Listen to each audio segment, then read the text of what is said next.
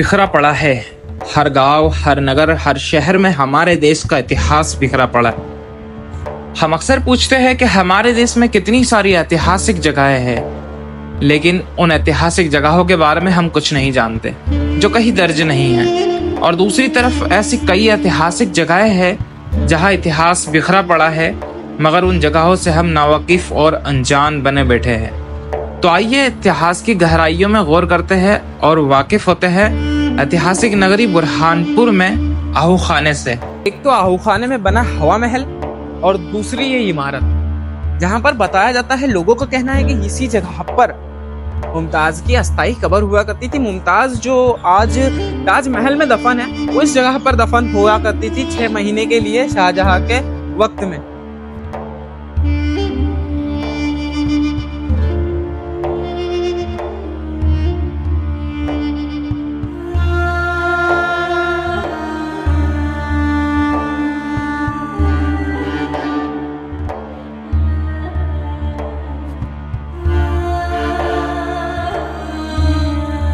हमारे देश के इतिहास की जड़ें जितनी खोदोगे उतनी ही गहरी होती चली जाती हैं और आगे चलकर कहीं न कहीं एक दूसरे से मिल जाती है। तो दोस्तों, इन्हीं इतिहास की जड़ों से वाकिफ कराने आज हम पहुंचे हैं बुरहानपुर के ऐतिहासिक धरोहर स्थल आहू खाने पर। आहू खाना एक फारसी लफ्ज है, एक फारसी शब्द है जिसका हिंदी मीनिंग होता है हिरणों का बाग। तो ये मुगल काल में हिरणों का बाग हुआ करता था।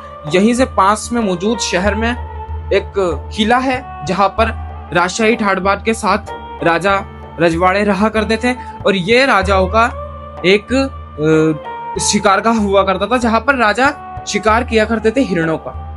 तो ये शिकारगाह अकबर के बेटे दानियाल के कार्यकाल में, जब दानियाल बुरहानपुर का सूबेदार हुआ करता था, उसके कार्यकाल में यहाँ पर ये आहू खाना बनाया गया था और यहाँ पर वो लोग आकर शिकार किया करते थे। साथ ही साथ इस आहू खाने को औरंगजेब के कार्यकाल में अपनी बेटी के नाम पर औरंगजेब ने यहाँ पर एक बड़ा सा बगीचा बनवाया था, और इस बगीचे पर पानी का इंतजाम अब्दुल रहीम खाने खाना के कार्यकाल में, चूंकि अब्दुल रहीम खाने खाना बुरहानपुर का सूबेदार हुआ करता था, अब्दुल रहीम खाने खाना ने खूनी भंडारा की जो पानी की प्रणाली हुआ करती थी, ठीक उसी पानी की प्रणाली से इस जगह पर पानी का इंतजाम अब्दुल रहीम खाने खाना ने पड़ोस में मौजूद महल गुलारा की नदी, उतावली नदी से यहाँ पर पानी का इंतजाम करवाया था। वहां से यहाँ पर पानी कुंडी भंडारा की प्रणाली से जिस तरह पानी आता है उस तरह पानी यहाँ पर आता था भूमिगत जल प्रणाली के माध्यम से। तो यहाँ पर जब पानी हुआ करता था तो हिरणें उस पानी को पीने आया करती थी, और राजा और उनके शहजादे यहाँ पर उन हिरणों का शिकार किया करते थे, क्योंकि उन्हें शिकार करना बहुत पसंद हुआ करता था। साथ ही साथ दोस्तों, इस जगह के बारे में एक और मुख्य तथ्य यह है कि ताजमहल में दफन जो मुमताज शाहजहां की बीवी है, शाहजहां की पत्नी मलिका मुमताज, उस मुमताज को जब उसने बुरहानपुर में अपनी आखिरी सांसें ली थी, उसने बुरहानपुर में वफात पाई थी, उसकी डेथ हुई थी, तो उसे यहाँ पर ठीक यहीं पर थोड़ी दूरी पर मौजूद एक जगह पर दफनाया गया था। वो जगह यहाँ पर बताई जाती है, लोग कहते हैं कि यहीं पर दफनाया था। तो उस जगह को हम आपको दिखाने वाले हैं, उस जगह के बारे में 100% सच्चाई हम आपको इस वीडियो में बताने वाले हैं। तो अभी तक आपने वीडियो को लाइक नहीं किया है तो लाइक कीजिए और चैनल को सब्सक्राइब कीजिए।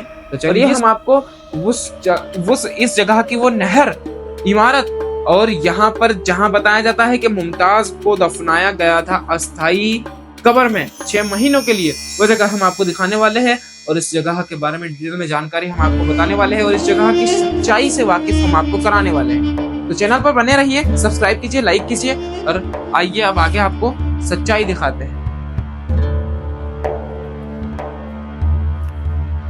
मुमताज जो आज ताजमहल में दफन है, वो इस जगह पर दफन हुआ करती थी 6 महीने के लिए शाहजहां के वक्त में। लेकिन दोस्तों, अगर हम बात करें सच्चाई की तो वो ये जगह नहीं है। यहाँ से थोड़ी दूर ताप्ती नदी के किनारे मौजूद है पाइन बाग, और उसी पाइन बाग की जगह पर बनने वाला था ताज, जी हाँ, ताजमहल। और 6 महीने तक उसकी डेड बॉडी को उसी जगह पर पाइन बाग में रखा गया था, जहाँ पर आज भी वो जगह कब्र जैसी मौजूद है, खुदी हुई मौजूद है। वहाँ की मिट्टी वहाँ पर नहीं है।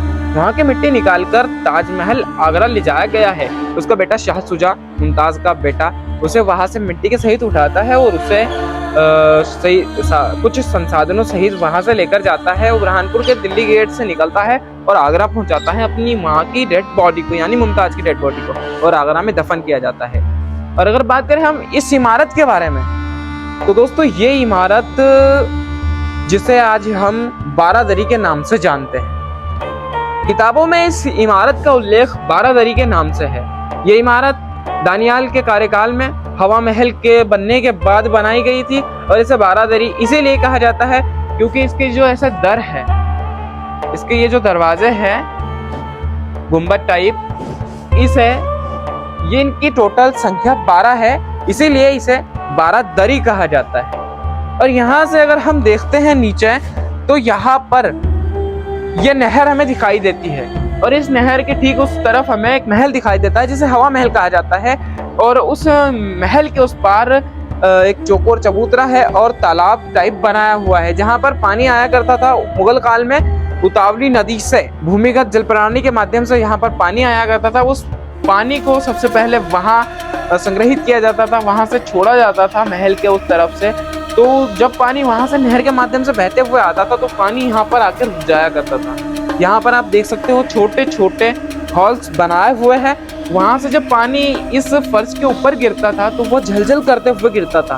और कहीं न कहीं यहाँ उस वक्त जंगल हुआ करता था और उस जंगल में कई सारी हिरणे हुआ करती थी। और उस हिरणों को जब यहाँ पर जाड़ों के दिनों में झलझल गिरता हुआ पानी दिखाई देता था, उस प्यास की शिद्दत से वो हिरणे यहाँ पर आया करती थी और अपनी प्यास को बुझाया करती थी। तभी वहाँ उस हवा महल में आराम से जाड़ों के दिनों में आराम करते हुए शहजादे हिरणों को देखकर हिरणों का शिकार किया करते थे और अपने मिशन में सक्सेस पाया करते थे। तो ये हिरणों का बाग आहू खाना, तो इसे हिरणों का बाग कहा जाता है। ये आज सैकड़ों एकड़ में फैला हुआ आहू खाना है। यहाँ पर एक बारादरी इमारत है, एक नहर है, एक हवा महल है जिसके बारे में कोई नहीं जानता। तो शेयर कर दीजिए वीडियो को अपने दोस्तों में और आहू खाने की असलियत से वाकिफ कराइए अपने दोस्तों को। और ऐसी ही नॉलेजेबल, इन्फॉर्मेटिव और खूबसूरत वीडियोस देखने के लिए आप हमारे चैनल को लाइक, शेयर और सब्सक्राइब जरूर करें। मिलते हैं अगली वीडियो में, तब तक के लिए देखते रहिए हमारी वीडियोस और अपना ख्याल रखें।